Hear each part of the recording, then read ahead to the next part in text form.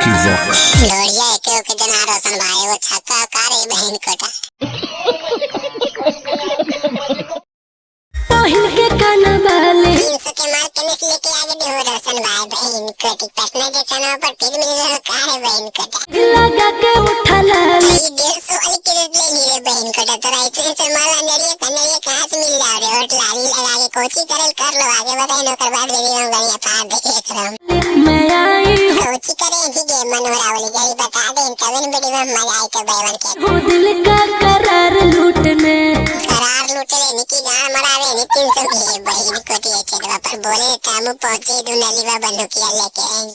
घायल करवे कर घायल नहीं कर तो गान मरे तो इसे वैसे दवा पर समय नहीं मार दे न्यूरा के दुनलीवा हरा संदो मधुमा हो जाओ सुनो राजा रंगदार सुनाएंगे महावीरवा वाली कवन वीडियो में गणिया फारो वेवन इंतजार करे तो गया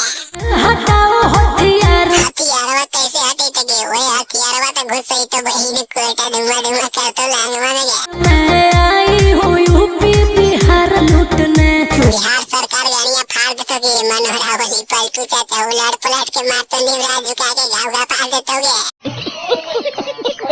ओठ रसदार तोर सामई हंसी नीचे वाला तरसियन होते बहन कोटा ये की चाचा ले दे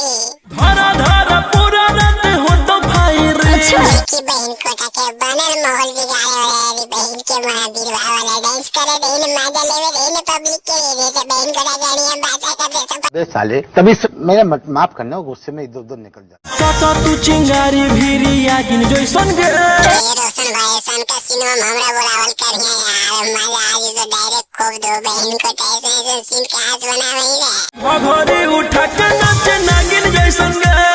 घघरी उठा के नहीं नाचेगी नहीं तो अस्ते देव बहन को तो मनोहरा पेल ले तो देख लेंगे पोमिया दुनली वो मार तो बहन के जाम कर देता धुमा धुमा गी लहंगा उठा के नाचे नागिन जोइसन गे लहंगा उठा के मारबो घोड़ी जैसन गे घप घप डीजे हाँ भाई तो चैनल सब्सक्राइब कर लाल बटन में क्लिक करिए ठीक है इसने वीडियो लेते ले सबसे पहले तो रे पॉइंट ऑल बटन में क्लिक कर ले भाई प्यार लाल देते आगे बढ़ते रहे।